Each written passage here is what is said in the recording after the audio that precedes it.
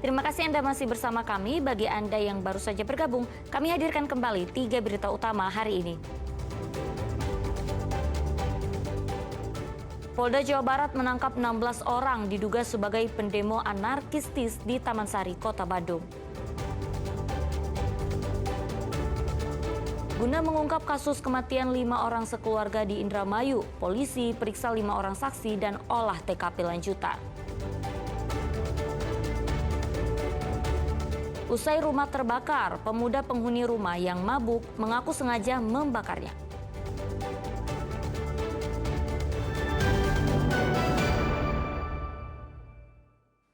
Ya, polisi menangkap ratusan pemuda yang diduga menjadi provokator aksi anarkis. Sebagian pelaku masih berstatus pelajar. Sebanyak 129 orang digiring petugas ke Mapolres Subang. Mereka ditangkap dari sejumlah titik konsentrasi massa di wilayah Subang. Penangkapan dilakukan saat petugas melakukan patroli skala besar di lapangan, serta patroli cyber di media sosial. Dari hasil pemeriksaan, para pelaku terindikasi hendak melakukan aksi perusakan maupun pembakaran dengan menyusupi aksi unjuk rasa mahasiswa. Ironisnya, sebagian mereka yang ditangkap merupakan pelajar dan anak di bawah umur. Dari hasil patroli diamankan sejumlah 129 orang, ya, baik itu di titik kumpul sekitar lokasi unjuk rasa, di sekitaran kantor pemerintahan daerah dan kantor DPRD Kabupaten Subang. Selanjutnya di daerah Kecamatan Pagaden, di daerah Kecamatan Binong, ya, termasuk di lokasi titik penyekatan pengamanan aksi unjuk rasa. Ya, petugas juga menemukan adanya pedagang kaki lima yang secara tiba-tiba atau dadakan menjual bensin literan dengan menggunakan botol di sekitar area aksi dan telah dilakukan penertiban oleh tim patroli gabungan skala besar. Ya, para terduga mengaku mengetahui informasi aksi unjuk rasa melalui ajakan di media sosial dan grup WhatsApp. Dari tangan para pelaku, polisi menyita barang bukti berupa 15 unit sepeda motor, 2 kaleng cat semprot, 33 ponsel, beserta bukti percakapan WhatsApp yang mengajak tindakan anarkistis dan stiker provokasi. Polisi mengimbau kepada masyarakat agar tidak mudah terprovokasi dan bersama-sama menjaga keamanan. Zainal Arifin melaporkan dari Subang. Ya, Polda Jawa Barat menangkap 16 orang diduga pendemo anarkistis di Taman Sari, Kota Bandung. Sementara penembakan gas air mata untuk membubarkan massa yang anarkistis diklaim sesuai prosedur.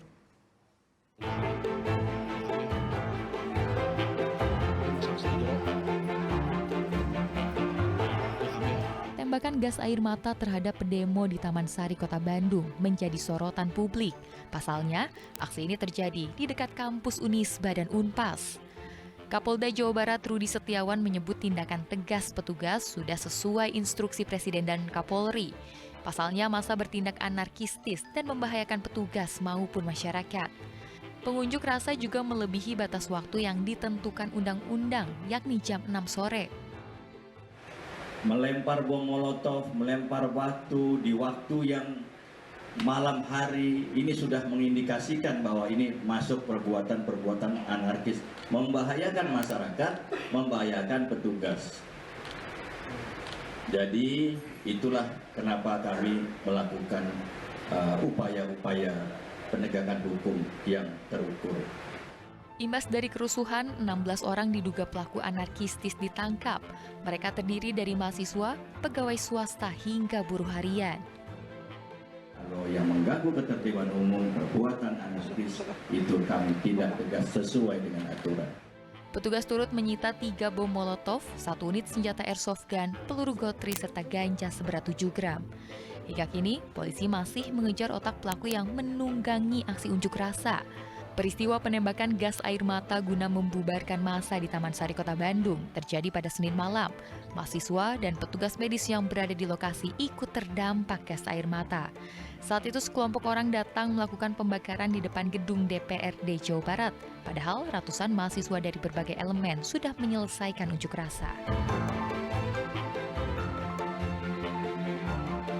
Muhammad Rizal melaporkan dari Kota Bandung. Guna mengungkap kasus kematian 5 orang sekeluarga di Indramayu, polisi periksa 5 orang sebagai saksi. Petugas juga masih menunggu hasil otopsi guna memastikan penyebab utama kematian korban.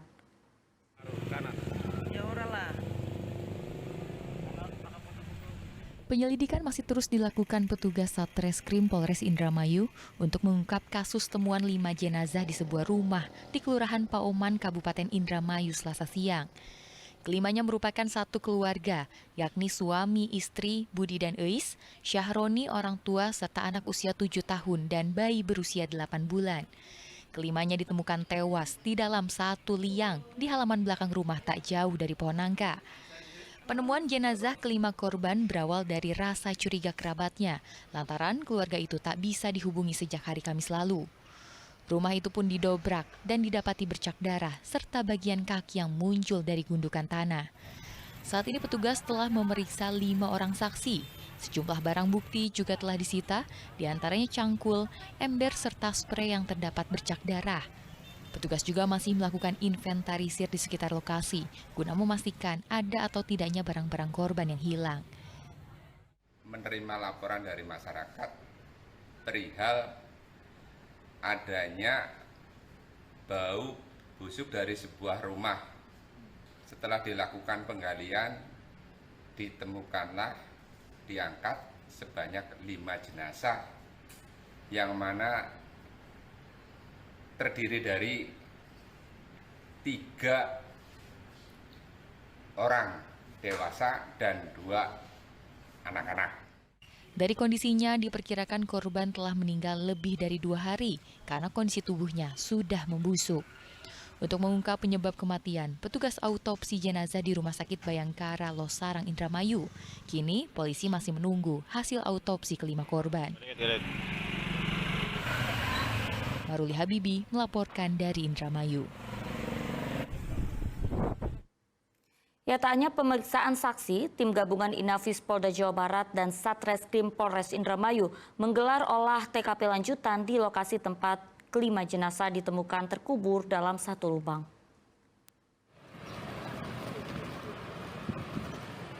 Tim Inafis Polda Jawa Barat dan petugas Satreskrim Polres Indramayu Selasa sore kembali mendatangi rumah korban di Jalan Siliwangi, Kelurahan Paoman, Indramayu.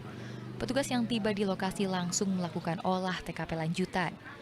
Di halaman belakang rumah tersebut ditemukan 5 jasad yang masih satu keluarga terkubur di satu lubang yang sama. Korban yakni pasangan suami istri pedagang sembako, 2 anak usia 7 tahun dan bayi 8 bulan, serta seorang pria lansia. Petugas memeriksa area dalam hingga ke sekeliling rumah untuk menemukan petunjuk guna mengungkap pelaku pembunuhan. Sementara itu, menurut tetangga, keluarga korban dikenal harmonis dan baik. Terakhir hari Kamis itu pas nganter pulang anak sekolah les tuh, pulang les bareng, nganterin ke situ ke warungnya. Ada obrolan apa gitu? Enggak, cuma Tete ini ya, ratunya udah. Terus dianya nyautin, oh iya Neng, makasih. Terus dia lanjut WA, Neng makasih katanya. Udah dianterin, iya nih Tetenya lagi ada orang tukang servis, lagi nyervis softcase. Jadi nggak sempet ratu, gitu. Ya dengan Ibu Eisnya. Iya, sering komunikasi. Pernah dengar curhatan apa? Ada masalah? Enggak pernah. Ini keluarga yang harmonis ya? Iya. Dan di mata masyarakat masyarakat sini tuh baik ya? baik. Dalam kasus ini, polisi telah memeriksa sedikitnya 5 orang saksi serta menyita sejumlah barang bukti dari lokasi kejadian, di antaranya sprei bernoda darah, ember dan cangkul yang terdapat bercak darah. Kasus ini terungkap setelah ada keluarga korban yang kesulitan menghubungi salah satu korban. Pintu rumah pun didobrak dan ditemukan banyak bercak darah hingga adanya kaki yang keluar dari gundukan tanah. Maruli Habibi melaporkan dari Indramayu. Ya, seorang warga di Desa Mekaharja, Banjar ditemukan meninggal dunia di dalam rumahnya. Korban ditemukan setelah warga mencium bau busuk.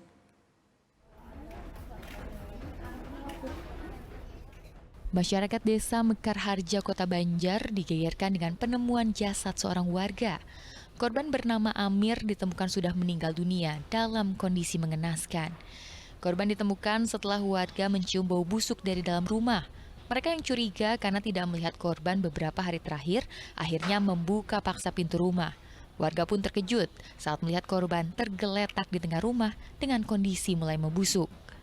Polisi yang datang ke lokasi langsung memasang garis polisi dan mengevakuasi korban ke rumah sakit untuk melakukan identifikasi dan autopsi. Dari keterangan sejumlah saksi, korban terlihat keluar rumah pada hari Jumat malam. Ada ya Pak Rahman ini. Enggak ada ya? Jarangnya main, paling aku agaknya sering ngelongok gitu. Aku nih banyak, istri di Banjar. Paling aku sering kesini. Oh gitu. Dan nggak sering tiap hari sih. Kadang. Terakhir kali ketemu kapan? Aku belum sempet sih, udah lama sih. Hari Jumat kemarin aku kesini nggak ketemu. Oh Jumat sebelumnya kesini nggak ketemu. Tapi pintu udah terkunci atau gimana? Nggak, lagi main kayaknya lagi masih sehat itu kayaknya. Jumat tuh jam berapa Pak? Malam sih. Mau Jumat. Beberapa hari ini dia mengeluh sakit. Oh sakit tenggorokan. Dan berdasarkan saudaranya biasanya kelihatan lah hari-harinya beberapa hari nggak kelihatan. Kemudian ibu-ibu warga sini ada mencium bau busuk, kemudian melaporkan ke adiknya untuk minta bantuan membongkar itu pintu. Pas dibongkar benar kejadian Sudah meninggal ya? Diduga berapa hari dan? Kalau menurut keterangan dari saudaranya hendak keluar rumah itu kurang lebih 3 hari lah gitu. Polisi masih melakukan penyelidikan dan menunggu hasil autopsi untuk mengetahui penyebab kematian korban. Eko Setiabudi melaporkan dari Kota Banjar. Ya, pria pencuri ponsel ditangkap warga Kampung Rawa Hingkik, Bogor. Ia berusaha kabur dari kejaran warga dengan berpura-pura menjadi pengunjung makam untuk berziarah.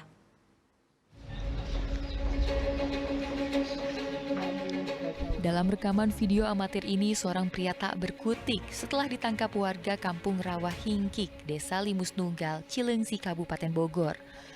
Pria ini ditangkap karena diduga sebagai pelaku pencurian ponsel milik warga.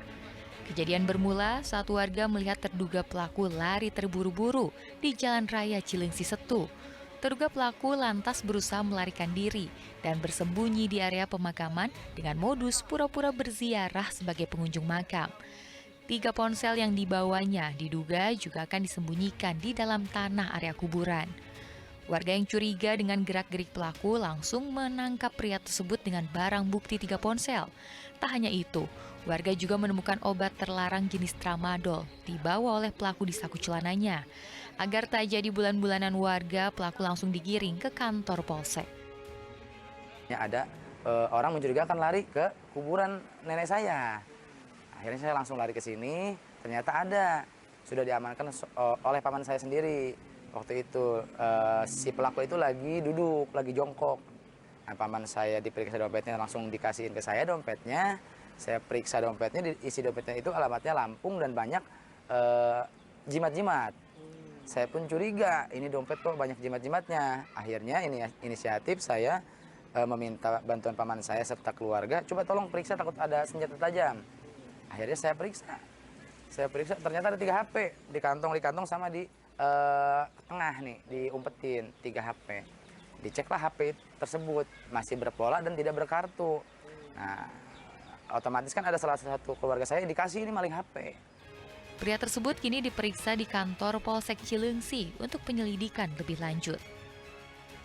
Asep Solihin melaporkan dari Kabupaten Bogor.